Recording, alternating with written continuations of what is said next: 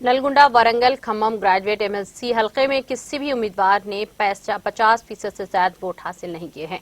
Returning officer प्रशांत जीवन पाटिल ने गिनती के तीसरे रोज जुमे को दूसरे तरजीही वोटों की गिनती लेने का फैसला किया। जुमला 3,87,969 राय दहिंदगान में से 3,66,333 वोट दुरुस्त हैं और 21,636 वोटर्स कारकर्द पाए गए हैं। पहले तरजीह वोटों के लिए कारकर्द वोटों की गिनती 7 राउंड में मुकम्मल की गई और तमाम 7 राउंड में टीआरएस उम्मीदवार पल्ला राजेश्वर ने अक्सरियत हासिल की, लेकिन कामयाबी के लिए 1.8 लाख पहले तरजीह वोट हासिल करने में नाकाम रहे। लिहाजा रिटर्निंग ऑफिसर ने दूसरे तरजीही वोटों की गिनती का फैसला किया।